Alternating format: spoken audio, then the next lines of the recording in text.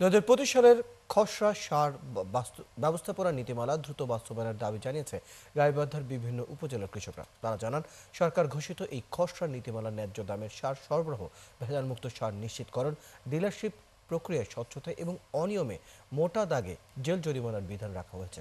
তাই প্রতি ফসলের মৌসুমে সার পাওয়ার দুর্ভোগ ও কষ্ট থেকে মুক্তি মিলবে কৃষকদের। শামীম আল সাম্মর তথ্য ও ছবিতে প্রতিবেদন। বছরের পর বছর সার ডিলার ও ব্যবসায়ীদের সিন্ডিকেট ও কৃত্রিম সংকটে পড়ে ভোগান্তির শিকার হচ্ছে কৃষকরা। প্রতিবার মৌসুমে সার নিয়ে ভোগান্তি পোহাতে হয় তাদের। সার নিয়ে কৃষকদের কষ্ট হাহাকার দূর করতে অন্তর্বর্তী সরকার সার ব্যবস্থাপনা 25 খসড়া নীতিমালা ঘোষণা করেছেন। নীতিমালায় বলা হয়েছে, বিসিআইসি ও বিএডিসি এর ডিলারদের মধ্যে সমন্বয় করা হবে। প্রতিটি ইউনিয়নে 3 জন করে সার ডিলার নিয়োজিত থাকবে। আবার প্রত্যেক ডিলারের 3টি ওয়ার্ডে 3টি করে সার বিক্রয় কেন্দ্র থাকতে হবে। অনিয়ম বা কৃত্রিম সংকট তৈরি করলে 2 বছরের জেল ও 10 লক্ষ টাকা জরিমানার বিধান রাখা হয়েছে। খসড়া নীতিমালা অনুযায়ী প্রতিটি ওয়ার্ডে ডিলারদের বিক্রয় কেন্দ্র থাকলে খোলা বাজারে বেশি দামে সার কিনতে হবে না।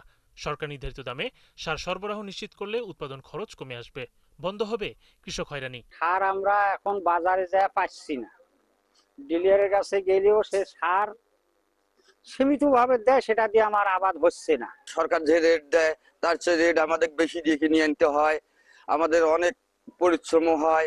আমরা চাই ডিলিয়ার বেশি হোক, হইলে সারের সম্পদ ইয়েটা কমুক। একজনকার থাকি 3 জন হলে সুবিধা হবে, কিন্তু একজনকার কাছে না গেলে আরেকজনকার কাছে পাবো। যদি 3 জন ডিলিয়ার হয় তাহলে মোটামুটি সুবিধা হবে কৃষকের। নীতিমালাটা যে প্রকাশ করছে এটা হলে আমি তাড়াতাড়ি জনগণের আমার সুবিধা হবে। জেলা কৃষি কর্মকর্তা জানান, প্রতিটি ইউনিয়নে ডিলার ও ওয়ার্ডে বিক্রয় কেন্দ্র করা হলে কৃষকরা প্রয়োজনীয় সময়ে সঠিক সার ন্যায্য মূল্যে পাবে, ফলে উৎপাদন খরচও কমবে।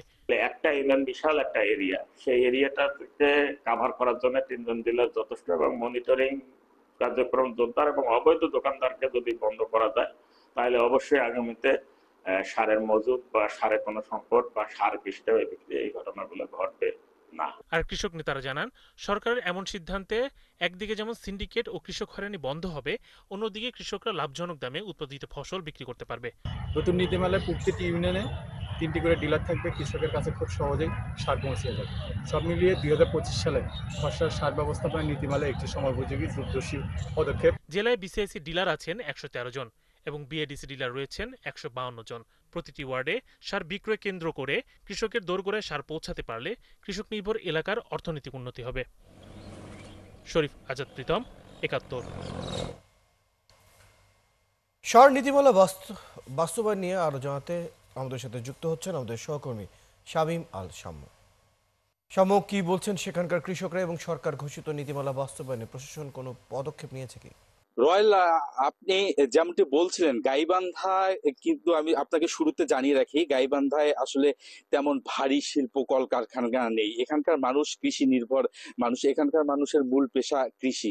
গাইবান্ধার যে 7টি উপজেলা রয়েছে, এর পাশাপাশি তিস্তা, ব্রহ্মপুত্র, যমুনার যে বিস্তীর্ণ চরাঞ্চল রয়েছে, সেখানে কিন্তু সেখানকার মানুষ কৃষি নির্ভর এবং সেখানে বিভিন্ন ধরনের ফসলাদির চাষাবাদ হয়ে থাকে।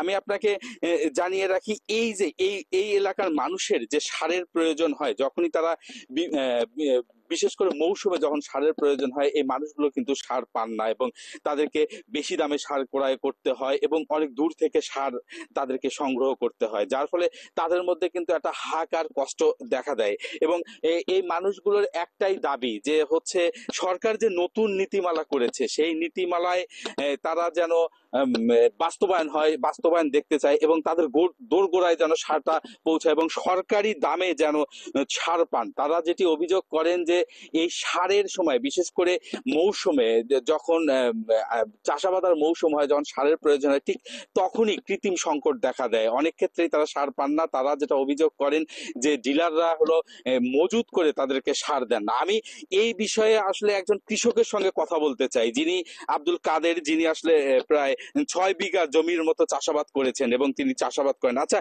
আপনার এই যে চাষাবাদের মৌসুমে সার কি অবস্থা? আপনারা কি সার পান? খুব কঠিন বাজি যায়। খুব কঠিন বাজার ভুগি নিলে মনে সারে হলে আল্লাহ করবো তার ডেলিভারিটা দুটোর জায়গা তিনটে দিলে অনেক আমার ভালো হয়।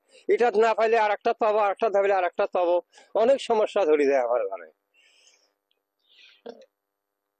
রয়্যাল শুনছিলেন বিষয়টি, ও তারা কিন্তু চাচ্ছেন, তারা আসলে এই কৃষকরা, প্রান্তিক কৃষকরা বিষয়টি মোটা দাগে না বুঝলেও তারা এটুকু অন্তত বোঝেন যে ডিলারের সংখ্যা বৃদ্ধি হলে এবং প্রতিটি ওয়ার্ডে যদি বিক্রয় কেন্দ্র থাকে তাহলে তারা পর্যাপ্ত সার পাবেন।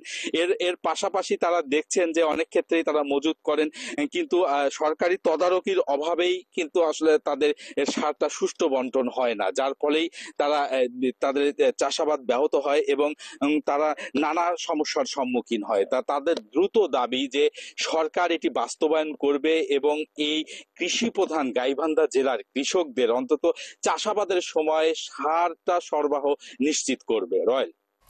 শামীম আল শামু, আপনি খবর রাখুন। আমরা শুনছিলাম আপনার কথা এবং একই সাথে কৃষকের কথা আমরা জেনে নিলাম। মূলত মোটা দাগে তারা যেটি চাচ্ছেন সেটা হচ্ছে তারা তাদের ফসলের জন্য যে প্রয়োজনীয় সারটি রয়েছে সেটি তারা সহজে এবং কোনো দ্বিধা ছাড়া পেতে চাচ্ছেন।